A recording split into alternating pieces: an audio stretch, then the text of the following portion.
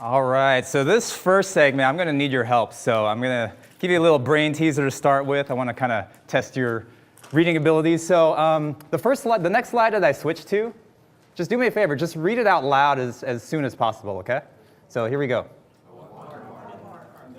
Say it again.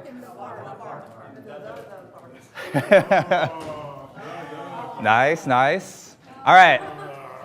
Okay, just continue. Just keep reading the next slide that comes up, all right? Just read the words that are on there. All right? All right, next up, read the color of the text, all right? Red. Yeah? Blue. Green. Nice, good job. Had to kind of think a little bit about that one. All right. Thank you for playing. Does anybody in here know what it's like to get older? Anybody? No. I turn 21 next month. All right. What are some of the stereotypical signs of aging from a performance standpoint? Now, be careful and be nice, but what are some of the stereotypical signs of aging? Memory loss. Memory loss, yeah. Slow, yeah, forgetful. Where the heck did I put my keys? What was that person's name again? What else? Anything? Easier, recover slower. Exactly, yeah. Also from a physical standpoint as well. Okay. Yeah, there's that. So, okay. Can you tell me some things that wear out the more that you use them? So things that wear out with use. Joints, possibly, yeah. Like anything in the outside world, not just within your body. Yeah, shoes. Car, yeah. Glad nobody mentioned HP products. Yeah. Yeah, so certain things wear out with use, like the car, electronics, things like clothes. So the interesting thing is that your brain is not one of those things. It's an organ that's actually designed to get better with use. So that's literally what neuroplasticity means. So neuroplasticity, neuro relating to the brain, plasticity, pliable, adaptable, changeable. So have you heard the expression, use it or lose it? Yeah. Okay, that's actually not accurate. I mean, it's cute, it's simple, it rhymes, but when it comes to the body and your organs, it's not actually use it or lose it. It's use it or it becomes dormant. It's still there, it's available, it's just waiting to be used. So let me use an exercise example because you all know me as the fitness person. So like, let's say I stop using my legs. Do my limbs just fall off? No, I just get muscle atrophy or decrease in bone density. So it's still there. It's like deflating a balloon, all right? So use it or it becomes dormant. So on the flip side, if you actually become active with it and use it, like your brain, it develops and becomes better with use. So over time, we're always trying to combat this continual decline and atrophy of the brain and body. So use it or it becomes dormant. There's another term similar to neuroplasticity. It's called neurogenesis, which literally means the birth of new brain cells. So through the development of the brain, which are going to be some strategies that we talk about, you could actually develop new brain cells throughout your lifetime. So does anybody think that as you age, your brain cells just naturally decrease and your brain atrophies and you just become slower and, I don't want to say dumber over time, but do you think that that's just a natural part of aging? Possibly, yeah. Do you think we could do something about that? Yeah, absolutely, yeah, that's why you're here. So anytime you have an argument of genetics versus environment, it's always both. So it might be true that, yeah, we might experience a decrease in muscle mass and bone density as we age, and possibly also mental performance. But what we try to do is control the things that we can. So actively engage our brain and literally get on this brain fitness program. Because your genetics might set the ceiling, but it's not a guarantee of where you're going to go. You have the ability to lead the way. So I'm going to talk about some strategies to keep your mind healthy throughout your lifetime. And can anybody guess what's the first thing I'm going to talk about? Oh, yeah. Buy your drink later. All right, yeah, exercise, absolutely. So here's the deal. Anthropologists suggest that our ancestors walked on average 12 miles a day. You're thinking, wow, like that's practically almost a half marathon every single day. But if you think about it, yeah, we were always walking around for food. We were constantly moving. So your brain as an organ, it evolved to survive and thrive in an environment of constant motion. So keep it moving, and exercise improves all of the executive functions of the brain. So things like focus, attention, concentration, abstract and creative thinking, reasoning, willpower, logical thinking. So all the executive functions are shown to improve with exercise. And one of the reasons is because your brain is very greedy, okay? It only weighs about 2% of your body weight, most people, but it uses 20% of your oxygen. So what exercise does is build your blood vessel network, and that helps deliver oxygen to certain parts of the body, and especially your brain, okay? So literally, anytime you're stuck on something, you have trouble thinking about something, go out for a walk, okay? You're not going to get better just sitting there thinking about it. Go out for a walk, get moving, get active. That's often the best way to get your mind to start thinking again, because you're delivering oxygen to the brain. So you're literally fueling your brain through movement. And I'm going to go back to, so like 12 miles a day. Do we really think that's practical? Maybe not on a daily basis, but you don't need that much activity to get the brain benefits, okay? It could be just as little as 30 minutes every other day. But, I don't really want to talk about prescription as far as, how much and what type of exercise you need.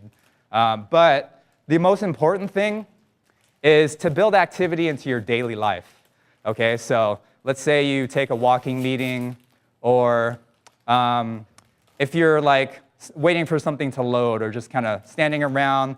Like I like to fidget, kind of just move the body around, kind of do what feels good. But walking is one of the most natural things that you can do. And like I said, you can have meetings at the same time or talk on the phone. Yeah? I've learned from experience that when I have a long conference call and I really need to concentrate. Yeah. It's easiest for me when I get up and I walk the hall. Yeah. Sometimes go, what end of campus? Absolutely, yeah. Yeah, because you keep things flowing, keep things moving. And so one of the things we're doing at the fitness center next month actually is called the Coffee and Curls Challenge. So what that is, every time you take a coffee break, or you would take a coffee break, you go to the fitness center, do a set of arms. That's all you do. And possibly more convenient if you're in this building, but it'll get you walking if you're farther away. But basically, I've had a lot of people just stop into the fitness center for just a few minutes at a time. And it's surprising how much that adds up. You don't need to change your clothes, okay? So it's not like committing yourself to a workout. If you forget your gym clothes, that's fine. Come in, do a quick set, come see me for help. But that's kind of like a challenge that we're running next month. Every time you take a coffee break, come into the fitness center. So that gets to my next point about building this brain-nourishing environment. So if we were to design an office building that was an optimal brain-nourishing environment, okay, probably half of it would look like the fitness center. And then it would also have sports and recreation, literally things that encourage you to move, okay? The same thing applies to classrooms for kids. How many of you remember being a kid in the classroom and just being bored to death and you just can't wait to get out of there sometimes? Yeah. What about recess? What about PE? Was that fun for any of you, going out to play? Yeah, absolutely. Yeah, so kids' brains are literally stimulated when they're out at recess, when they're playing. So the best learning environment for them is actually the playground. So, and this stays constant into adult life. So recreation, fitness, sports, anything to get your body moving is the best way to nourish your brain. And so some other things that you can do to create a brain-nourishing environment are to stimulate your senses, okay? So creating this multi-sensory environment. So what I mean by that, think of all of your senses, and the first one I'll talk about is the predominant sense, which is vision. So vision is the predominant sense for learning. And I'll show you an example of this. I know some of you are eating, but if you could stand up right now, I'll show you why vision is actually more effective. Is that okay? Okay. All right. So right now, I want you to elevate your scapula and then depress your scapula. I see your faces. You're like, what? Okay, do this. Yeah, good. Okay, now I want you to stabilize the humerus, supinate the forearms, and then flex your elbow. Oh, nice. Some of you got it. Yeah. All right, how about what if I just said do this? Which one was easier? Yeah, so seeing it. So thank you. Yeah, you could go ahead and sit down. So yeah, vision trumps all other senses. I use a lot of exercise examples because that's just what I do. Another sense is the sense of sound, okay? So studies have been done that school-age kids who study while listening to classical music actually perform better on tests, okay? It's called the Mozart effect, all right? And cows that listen to classical music actually produce better milk, higher quality milk. It's called the Mozart effect. And speaking of cows, and excuse me if you're vegetarian, but has anyone been to In-N-Out Burger? Yeah, better have. Being in California. All right, so what happens when you're like a mile away from an In-N-Out Burger? Yeah, it evokes the memory of burger and fries. Yeah, so your sense of smell is a really strong memory sense. So you can kind of see examples of this when, or experience examples when, let's say, like you come across a familiar scent, positive or negative. It kind of evokes memories. So your sense of smell is a really strong memory, has a really strong memory. And then there's also your sense of touch, so being hands-on with things. How many of you learn better when you're actually involved in doing things? So like you learn better by doing. Yeah, so yeah, I'm the same way. So that's kind of a kinesthetic way of learning. You learn best by kind of being in front of it and actually experiencing it. So, which is why, like, let's say you're training a new employee to do what you do on a daily basis. But think about how many things do you do on a routine basis that are so automatic to you that to teach it to someone else, it's like, what do we do? What do I usually do here? Like, it's kind of like you have to think about it. So because of the fact that you repeat kind of a lot of, not everything, but a lot of the same things regularly, being hands-on with it is a great way to remember. And that's also one of the reasons why, for example, when you're training in the gym, you do a lot of repetitions, right? So you become better at performing those movements simply the more you repeat it. As long as you're starting doing it the right way, so quality repetitions. After repeating it so many times, it almost feels automatic to you. So there's not as much shaking as there was in the beginning, not as much of the learning involved. So over the course of many years, you just get better at performing those movements, and then you can then take up the intensity on that. So another thing I won't talk about too much, but one thing that does predict a person's mental health over time is building a good social network. So social network, I don't mean like a social networking website, but like actually in real life. So coming into contact with people in a positive sense, having close relationships, friends, it could be coworkers at work, but maintaining positive relationships, even just a little bit at a time, is a good predictor of mental health, quality of mental health later in life. So maintain those friendships, take the initiative. Social health is very good for brain health, all right? And then so another thing you can do to make sure that you stay sharp in mind over time, learn something new every day. So I'm glad you're here today because you're bound to learn at least one new thing, hopefully. But learning something new every day, and it doesn't have to be very time-consuming. It could just be like a quick fact that you picked up. Some of the more intensive things that you could do, things such as learning a new language, okay? Or like a lot of you kind of travel to other countries, whether it's for work or personal time, but yeah, visiting other countries, so learning other cultures. So the key things with learning something new every day is two things, novelty and challenge. So kind of expanding the variety of your knowledge, kind of learning things you maybe wouldn't expect to think of, so learning something new, but also challenging in the sense that it's a little bit beyond your comfort zone, but not too overwhelming to the point that you just want to give up. So kind of like just stretch it past a little bit of your comfort zone, make sure that it's challenging. How many of you how many of you have played video games in your lifetime? Anybody? Yeah, okay. How many of you still play video games? Just curious. Yes. All right, so Kind of the gaming world, what it's evolved to is that there's a lot of like interactive storytelling, but I know a lot of us grew up at a time when video games were actually hard. And so a video game is a good example of a mental sport because when you're developing strategies and counter strategies, things like that, and developing your skill, that's actually a good way to exercise your brain. So you're having fun at the same time. It could possibly be a little stressful, but again, you want it like just challenging enough so that you kind of stretch beyond your comfort. And so mental sports, video games are just one example, but some of the more traditional ones, things such as crossword puzzles, board games, things like that. Anything that keeps your mind active and literally just have fun with it. So exercise your brain through mental sports. Playing a musical instrument. Does anybody play any musical instrument? What do you play? Piano. Oh, nice. Yeah.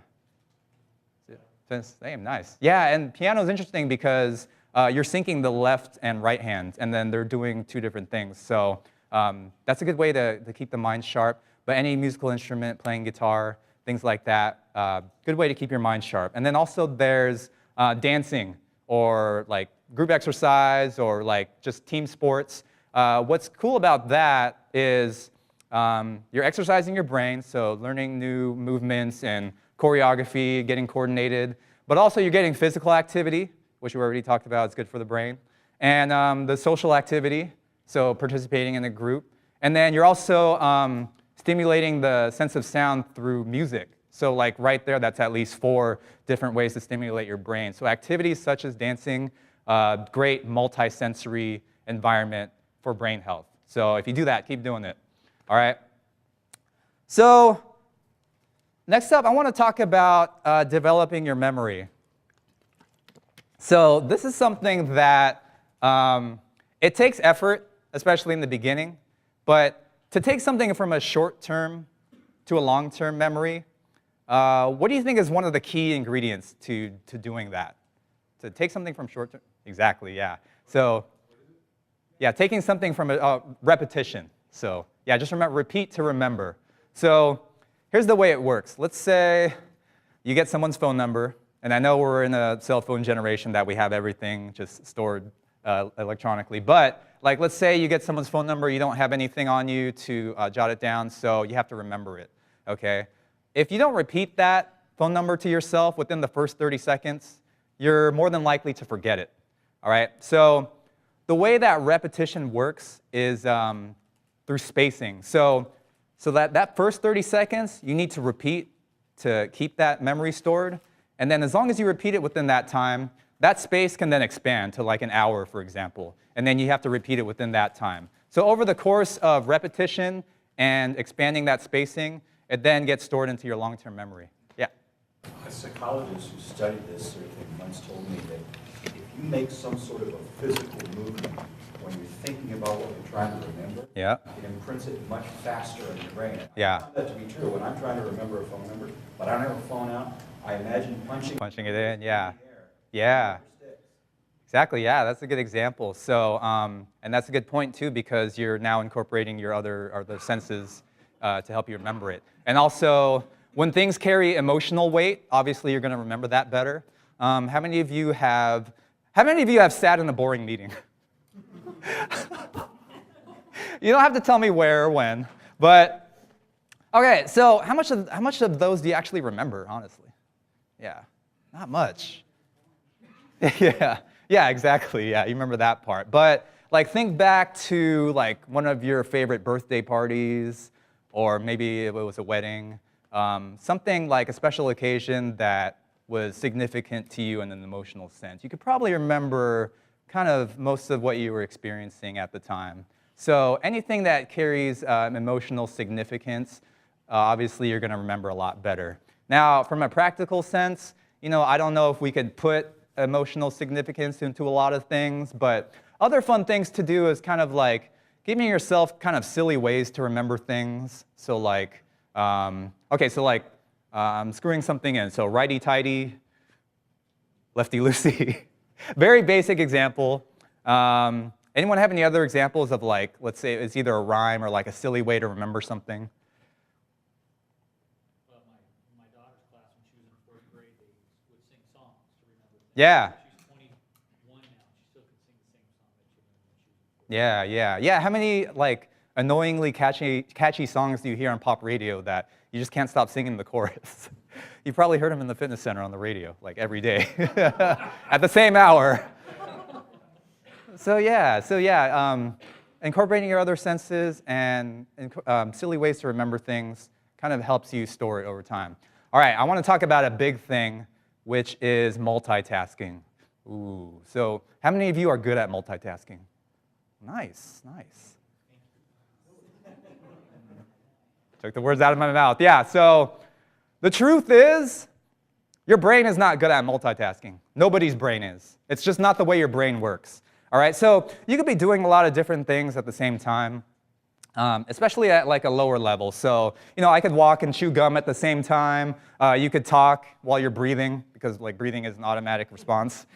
But when it comes to higher level tasks, so things that require deeper level thinking, your brain is just not good at multitasking. At best, your brain thinks sequentially, so it focuses on one thing and then the next. So, no offense, but you people that are good at multitasking, at best, you probably have a good memory in the sense that, short-term memory in the sense that you can focus on one thing and then kind of go back to remember what other thing you were focused on. But I won't get into the science of it, but just the way that your brain works, it's not built for multitasking. It's nothing personal. It's just no brain works that way. And so, kind of some important things. So, when you're driving, all right, this might surprise you, but when you're talking while driving, okay, not texting, not holding a phone, even like hands-free or talking to someone in your passenger seat, your reaction time is about equivalent to someone driving under the influence. Yeah, very surprising. So if you're driving and you have someone in the passenger seat, you're having a conversation and you're having to like make a hard turn or something, just say, shh, yep, just focus on what you're doing, because that's the way your brain works. It's and all accidents occur within those few seconds. So just simply talking while driving slows down your reaction time. So remember that. And so obviously, more of the common offenders, things like texting while driving, obviously, even like reaching for things in your car. So that'll slow down your reaction time. And women who put on makeup while driving, or men, whatever. Yeah, very, very distracting. So focus on the wheel, save lives. At work, all right, some of the things that you can do to kind of work with your non-multitasking mind is to, if you have a lot of browsers open at once, just close what you're not using at the moment. It kind of mentally overwhelms you. So that's just like a little trick that I incorporate. Clearing your mental space, so your office, your workspace, kind of just simply clearing things out of the way, when you have time to clean things up. I know we're doing a lot of moves right now, but having a clear mental space helps you think better, because it's like your mind has space to fill. So just imagine like things just piled up on your desk. Things are hard to find. It's hard to think a lot. It's a lot harder to think clearer. All right. So, all right, next up. Did anybody get a good night's sleep last night? Nice? Wow. That was probably 2 out of all of you. Okay. Well, so I know sleeping is important for your health, and I know that you probably knew I was going to talk about it, but here's why. So sleep, think of it as your offline processing time, okay? So when you shut down, your mind and body aren't just simply resting. Actually, your mind stays very active, okay? It's why the deep part of sleep is called rapid eye movement, or REM sleep, because a lot of things are going on. This is why you have dreams, okay? Sometimes very vivid dreams, okay? Because your mind is very active, because that's the time that it's actually learning, okay? So sleep equals learning, all right? If you take a rat and put it in a maze, sometimes when I try to find someone's cube, I feel like I'm in a maze over here. I don't know if anyone has felt that way. But if you put a rat in a maze, and then you sleep deprive that rat, it will forget how to get to the cheese, okay? So sleep deprivation actually cuts your learning. So when you're awake, when you're involved in things, you're active, that's not actually when learning takes place. It's only until you sleep and you spend that time of offline processing that you're actually learning. So very important to prioritize a good night of sleep. And just real quick, meditation is a concentrated form of rest, but taking breaks throughout the day. And I'll get to some tips to help you sleep deeper, but one of the things I really wanted to mention to this crowd is around the hour of 3 p.m., 2 to 3 p.m., but like around 3 p.m., is actually your brain's nap zone. So your brain is craving a rest.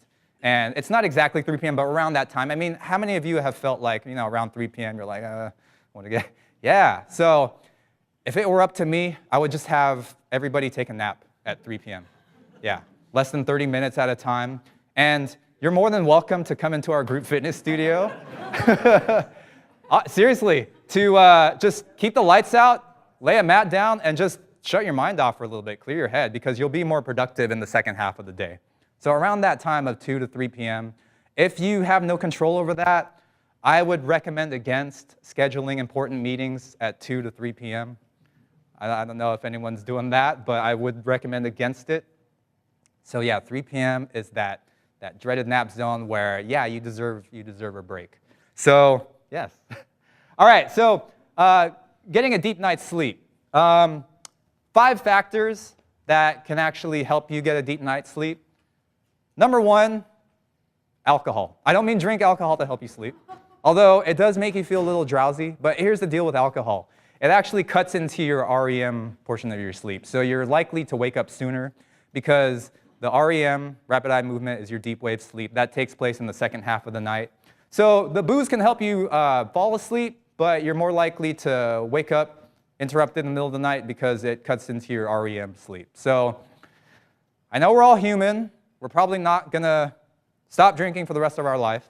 Maybe some of us have, I don't know. But just be realistic in terms of, is this something that you're doing regularly, regulating the amount that you drink. But just know that alcohol, especially consumed closer to bedtime, cuts into the deeper part of sleep. All right, yeah.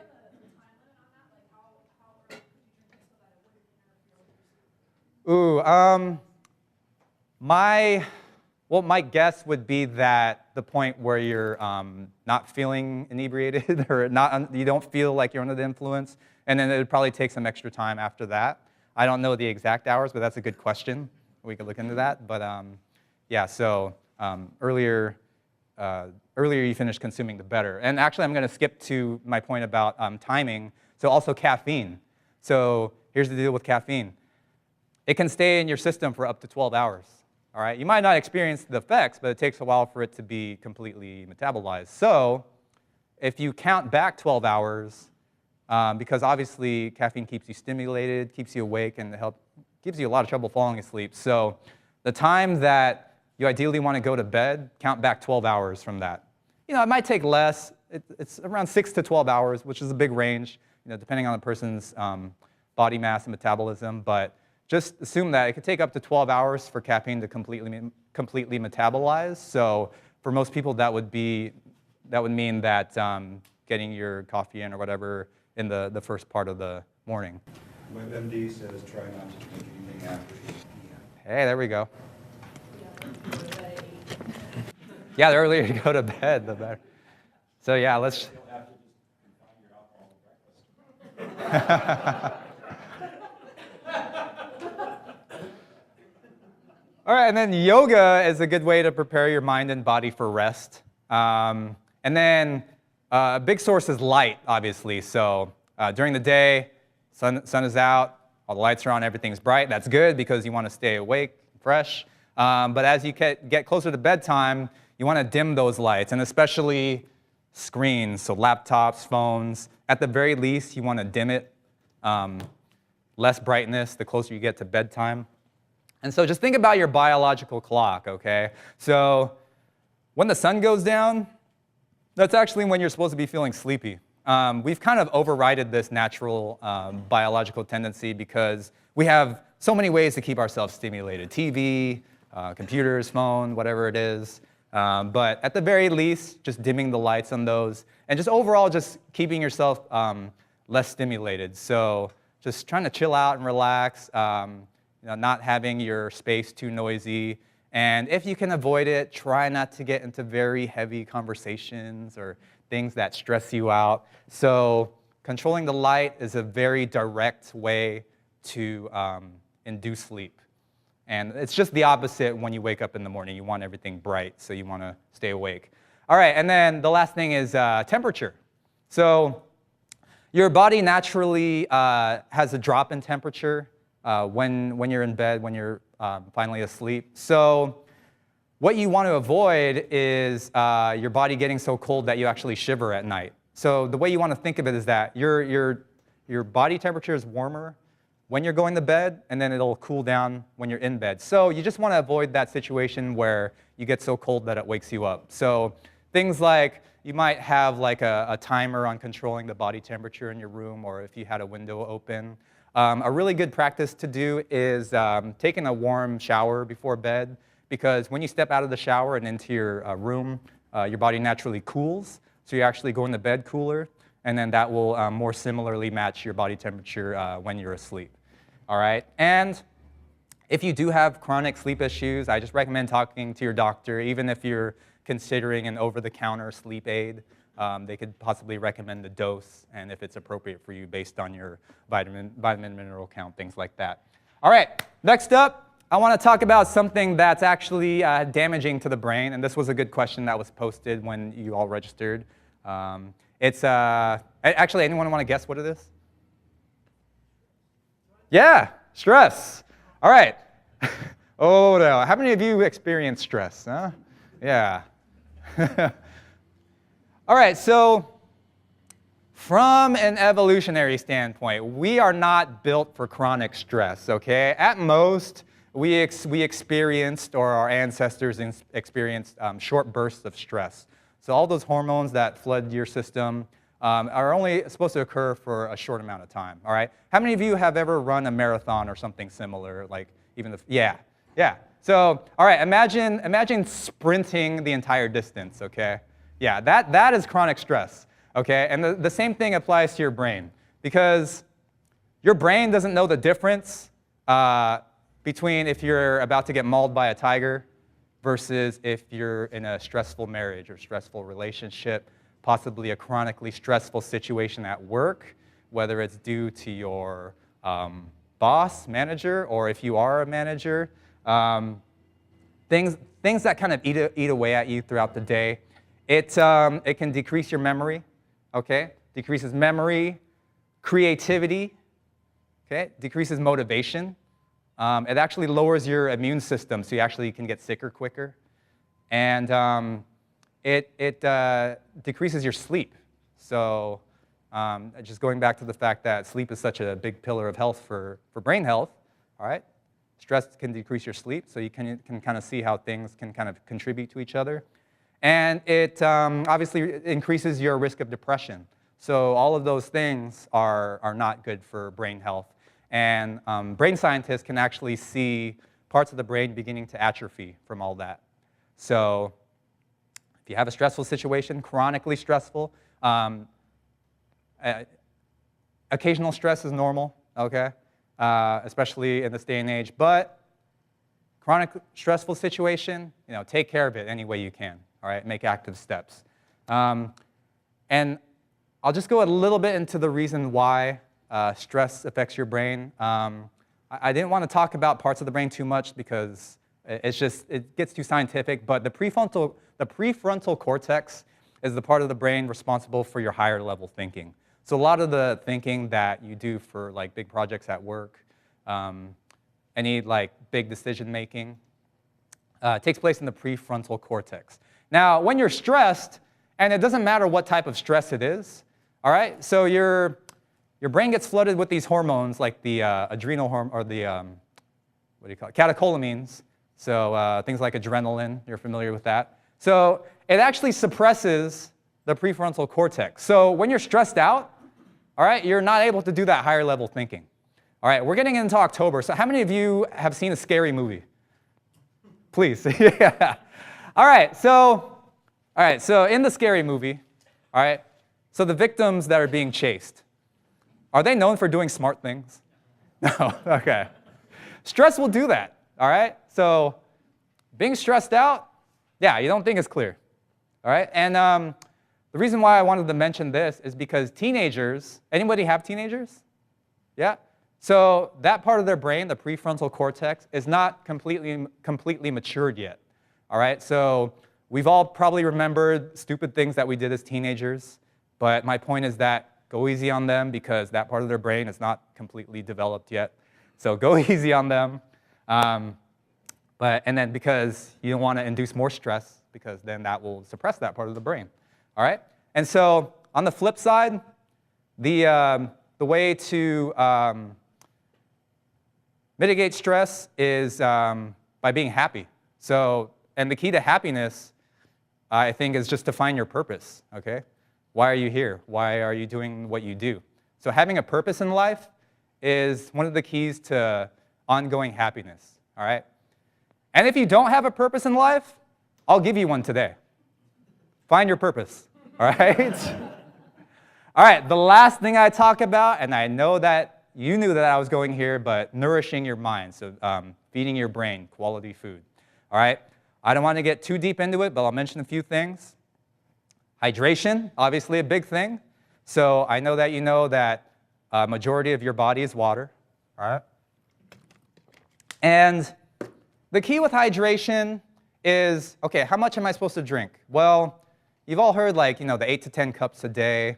It's kind of like cookie cutter, or going by thirst. Some people say if you drink only when you're thirsty, it's already too late, you're already dehydrated. My little tip is to, when in doubt, drink some water. And here's the thing to look for. If it goes down easily, meaning like, oh yeah, like that was really good, like then you probably needed water. All right, so just determine to yourself. If it goes down easily, you probably needed water, but just when in doubt, just err on the side of drinking. Have it always nearby because you don't want to overhydrate because there is such thing as overhydration. All right, but two things that can interfere with your levels of hydration are two things that we already talked about. Yeah. Overhydration, can you elaborate? Oh, yeah, so kind of waterlogging your body. Gosh, I'm trying to think of the term right now. I know it's going to come back to me later. Sorry? Yes, I think, yeah, exactly. Just because your body strives to maintain balance, all right? Oh, I think it's hypernatremia. Hyponatremia, because natremia, yeah. So kind of disrupting that balance because it's something that your body strives to maintain. If you can think about like a fish tank, like it has to have like a very specific pH level, so kind of disrupting that balance. I know it's kind of a crude analogy, but basically your body strives to maintain balance. So it is possible to overhydrate. And two things that can interfere with your hydration are alcohol and caffeine, because those two are diuretics. All right, so you want to make sure that for every drink that you have, alcoholic or caffeinated, that you counterbalance that with some water. But the real key to proper hydration are water, vitamins, minerals, and electrolytes. All right, so fruit and vegetable sources, they're all rich in water. Even though they are solid food, they are composed of mostly water. But one drink that I would highly recommend, especially when the weather gets really hot, which it has been, is coconut water. And I know some of you probably already know about this, but just kind of looking for sources of coconut water that say raw, so like unadulterated, unprocessed, more of the purer forms, because if you've ever tried to actually crack a coconut, I have, it's a joke. So luckily a lot of bottles are available, places like Jimbo's, but they're kind of all over. Even Jamba Juice started selling this coconut water from Thailand. But coconut water is a great way to rehydrate. It's actually a good hangover cure, so just remember that. All right. I'll wrap up in a little bit, but just a few more things on nutrition for the brain. Okay. Anybody read nutrition labels? Right? Has anybody read them? Yeah. So, all right. What do you think is the first thing that I would suggest looking at when you read a nutrition label? Close. Well, very important. Is that? Sugar, yeah. I mean, those are all good, yeah. I would talk about those. But it's the one thing that I would look at before anything else. Servings, close. Yeah, hopefully that, yeah. Okay, so after that. All right, the first place I look are the ingredients, okay? It's listed right under all the, like, the numbers, like once you get past all the calories, protein, vitamins, ingredients at the bottom. Because, can you remember a package that you read, you started reading the ingredients, and it's like, oh, what the heck is all this? It's like all this food science stuff, all these, like, chemicals and colors and flavors I can't pronounce. Because, like, do you really think that the organs of your body, especially your brain, are made up of those things? Absolutely not, because you're a human organism, you're organic. So just eating real foods, okay, things that have minimal ingredients, all right, the chemical breakdown of those foods are very similar to the human body. And one of those things is fat. So your brain is actually 60% fat, all right? And a lot of that is omega-3 fats.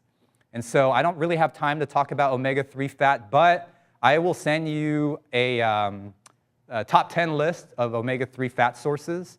You already know, like, all the different fishes, okay? So, but also ways that animals are raised. So, like, for example, if you're eating red meat or beef, if a cow is fed grass and is allowed to roam around, is organic, not fed a lot of hormones or like the industrial raised cows. So that meat is actually better quality than the way cows are traditionally raised nowadays.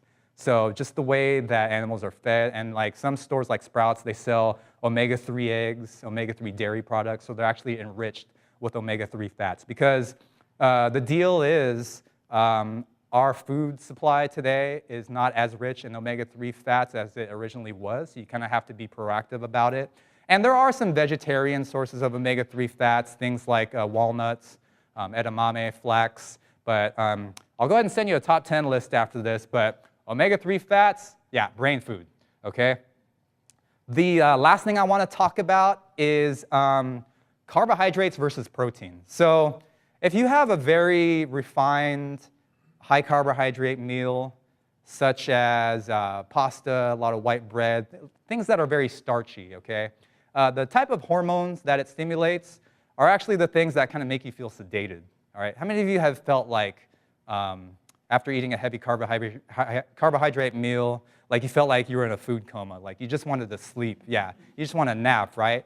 Yeah, it's just the hormones that flood your body. It increases serotonin, which, like, you know, makes you feel mellowed out, and then like serotonin is the precursor to melatonin, which induces sleep. So that might be cool at night, but in the middle of the day at lunch, I mean, how many of you have actually eaten lunch and then, like, you don't want to go back to work? Like, you just want to take a nap, right? All right, so what I would recommend is to, instead of having a high carbohydrate meal, is to have a protein and fat-rich meal, okay? Because actually fat is a very clean burning fuel, okay? Especially these omega-3 fats. So don't fear fat, but protein actually does the opposite. It actually stimulates you. Things like norepinephrine, dopamine, it actually increases the hormones that make you feel more alert. So if you were to go from eating a high carbohydrate lunch to eating something more like a meat salad, so having a lot of greens, you will feel the difference. You'll feel a lot more stable for the second part of the day. And when it comes to breakfast, you know, maybe instead of like pastries and like high carbs, you might have like a veggie omelet or a protein shake with some fruit. So emphasizing more protein-rich meals is a great way to keep you alert. And then sugar is a big thing, but I'm about out of time. We're going to actually do a sugar-savvy webinar in November, so I encourage you to check that out. It'll be electronic, so you'll be able to check it out at your convenience. But right now, I just wanted to thank my cinematographers, Ron and Martin. They're going to make this presentation available to anyone that missed it, or if you want to catch the replay. And if anyone, just real quick, I'm going to send out a survey about this seminar because we want to continue to do this every quarter. So if your email, if you didn't respond to come here, which most of you did, just make sure to include your email on that sheet. And I'm going to stick around until about 1 to answer some questions. We could chat a little bit. But thank you very much, and have a healthy day. Thanks.